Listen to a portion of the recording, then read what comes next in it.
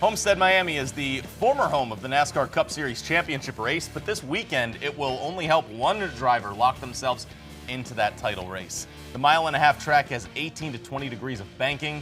The latest drivers to win on the asphalt surface was the man who just won this past week in Vegas, and Kyle Larson. His teammate, William Byron, won the year before that, and Denny Hamlin in 2020. Now, the latter two are playoff drivers trying to find their way into that championship four. Speaking of drivers, Carla Gebhardt is standing by with one right now. That's right. Right now we've got Austin Cindric, driver of the number 2 for Team Penske, and he is getting ready to head south to Homestead-Miami. And first off, Austin, just kind of give us your take on this track, another mile and a half on the schedule. Do you like racing there? Do you like going to Miami? I mean, at least the weather's nice, right?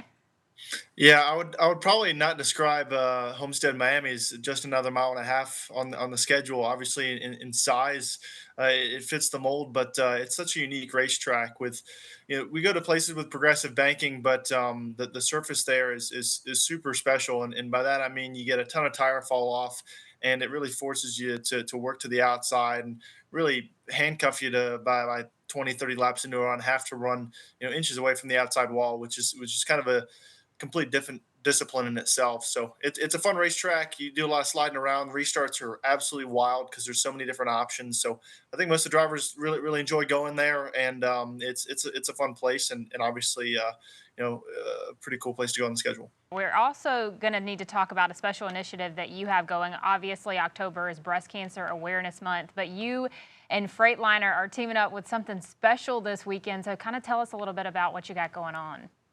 Well, all the times that I run the Freightliner paint scheme on our Ford Mustang, it's definitely a fan favorite, and I really enjoy the reaction from the fans. And last year, during the month of October, we showed up at Miami with instead of the normal blue and all the striping, it's pink, obviously for Breast Cancer Awareness Month. And I think we wanted to take that a step further this year and really do something a little more special than just kind of raise awareness with obviously changing the color of what is a pretty cool paint scheme, but also provide an opportunity to really honor some of those breast cancer warriors on our race cars. So between us, Team Penske and Freightliner, we put out a hashtag campaign, hashtag Freightliner goes pink, and with an opportunity for race fans to get their names on the race car. Honoring race fans or people who have family members that have been affected by breast cancer and are still in the fight. So it's really cool to be able to do that and kind of take it up a notch as far as trying to make it not just a cool paint scheme and raising awareness, but also make it special for a couple people. Yeah, a lot goes into this. You mentioned the names are going to be on your car, but you had to actually write these names, right? Yeah, I hand wrote them to put on the deck lid.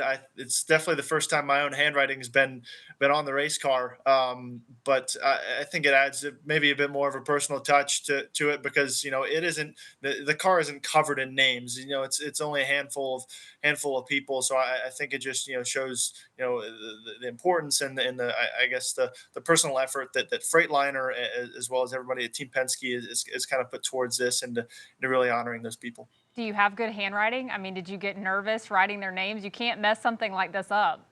Not if you ask my mom. I don't think it's that good. Honestly, if you ask the team, it's probably not that good either. So, but it's legible, and that's all that counts. Well, that's good. I know a lot of time right now, really in NASCAR and the Cup Series, is dedicated to playoffs and to the playoff drivers. But for those unfamiliar to the sport, sometimes I get this question a lot, I'm sure you do too, that maybe they don't understand the reasoning as to why the other drivers have to stay out on the track and finish out the season. It makes sense to us, right? But how much are these last few races really used to kind of prep for next season?